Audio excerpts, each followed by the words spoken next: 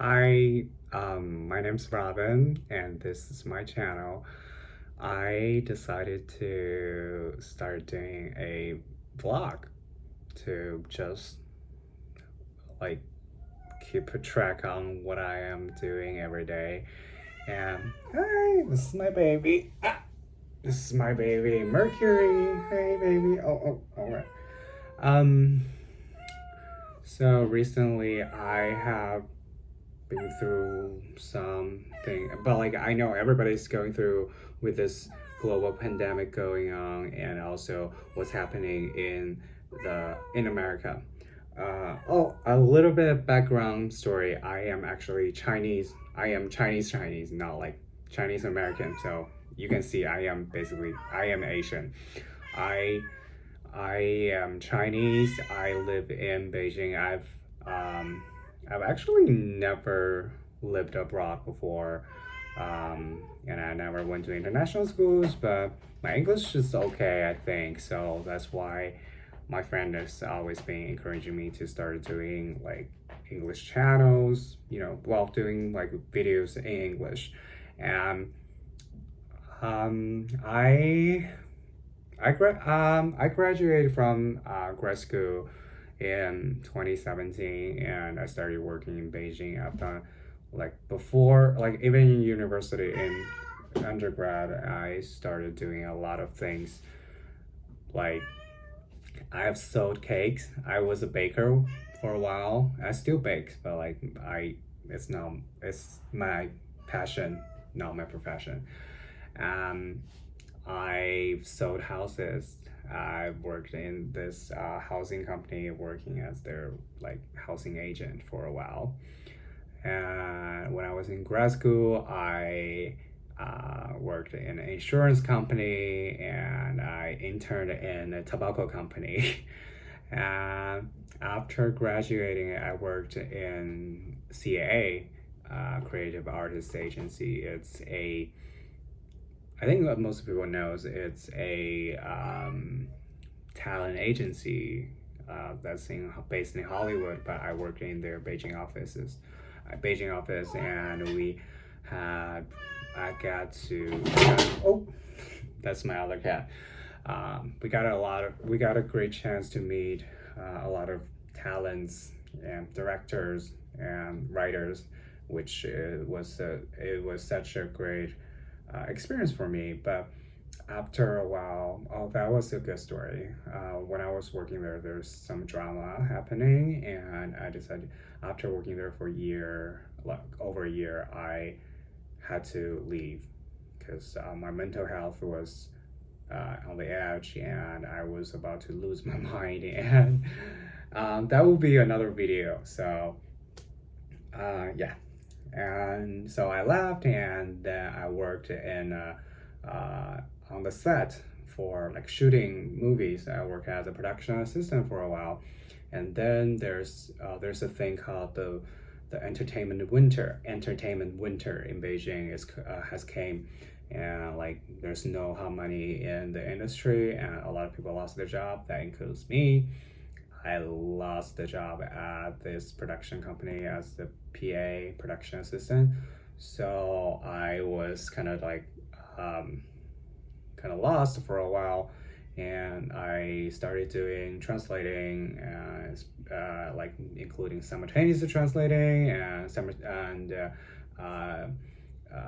simultaneous interpretation and consecutive translating. And as you can see, I think my English is pretty good. Like everybody's been telling me that, and I am owning it. Like, my English is good. I'm Chinese. It's not my first language, but I study hard.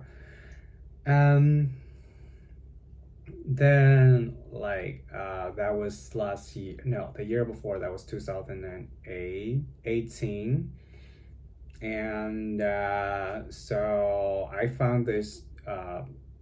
So I was working as a translator, and I did a lot of translating, freelancing, but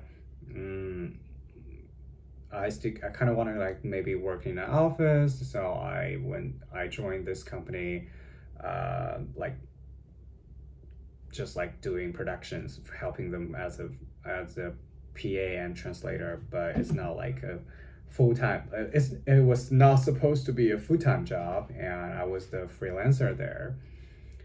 But they required me to do a full-time like schedule, and there's a one thing in China. It's a work schedule in China called 996, which is bullshit. I fucking hate it.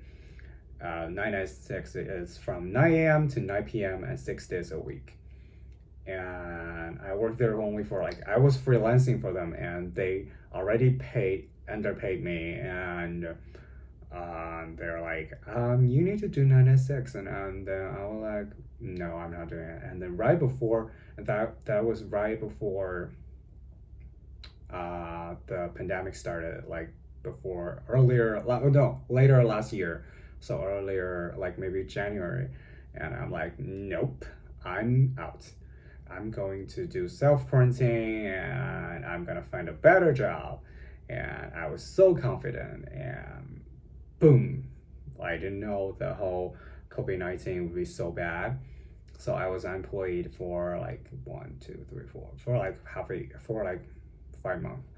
And then during the time, I tried to find a job, and I think everybody knows it's so hard, like globally. It's a global pandemic, and like there's no investment in the business, in any business. And so I was kind of lost again. So last month, I felt so lucky. I was hired at this company's marketing supervisor. Basically, it's a managing position, and I was so happy to. But it's not like my old industry, like in film or entertainment, but it's an educational company. I thought I was so lucky, and like everybody thought you were so lucky to find out like such a good job. It's a good opportunity. The money's good, and especially during this special time. And also the office is not far away from my place. I live in the part called Sanlitun in Beijing. It's basically the Beijing's West Hollywood, if we do the equivalent. And the office is just downtown. It's like by the CBD of Beijing, so it's like 10 minutes of biking. I thought I was so lucky. And so I got on board a month ago, and everything is good. Like the first month is hard, and I work a lot of long hours, but like one of the girls there, like she's also my a friend.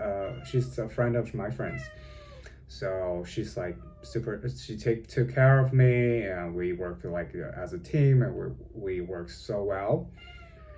And then today, here's some dramas that I like. Before starting this video, I had this mental breakdown because basically the HR lady started like because like when I arrived there, I never signed the contract, but I have their offer letter, their informal offer letter from in an email, and it said I was hired as a marketing supervisor. Also, my salary is this. But today, like for the past months, I've been trying to contact the HR lady. She's always saying, "I'm so busy, I can't. I'm in a meeting." I'm like, okay, but like I need a contract. Like I've been working here for like however long, and I haven't seen my contract yet, right? I just want to sign it, so that like I can have my money, I can have my salary paid in my bank. And today she's dropped it, literally like she dropped the contract on my desk when I wasn't there, when I was in a meeting. And I saw the contract, and it says that my position is no longer the supervisor, but a specialist, which makes a huge difference though, because I took the job. One of the reasons I took the job is because it's a great opportunity, even though I don't have much industry experience there. I've been doing marketing for talents, for films, but I've never done marketing for an educational company, so it's brand new. But during the interviews with with four different people there, they all assured that I will be the supervisor and I will have someone working under me. Nope. On the contract, I'm the specialist, so basically got demoted right even before I got hired. And the salary, the promised salary was here, and they cut it out a lot. Like the I thought it must be a mistake. It's a joke, and like I was like, oh, okay, there's a mistake. So I started talking to the HR lady. She basically told me, oh yeah, we made some executive changes. That's how that's what we can offer you. And like she was being very passive aggressive, and so she was like, that's what we can offer you. Take it or leave it. I was so upset, but I kept my cool, but not really. I was like, okay, apparently you're upset, and I am very upset. So let's talk about this maybe after this weekend. I can't just make any decisions right now.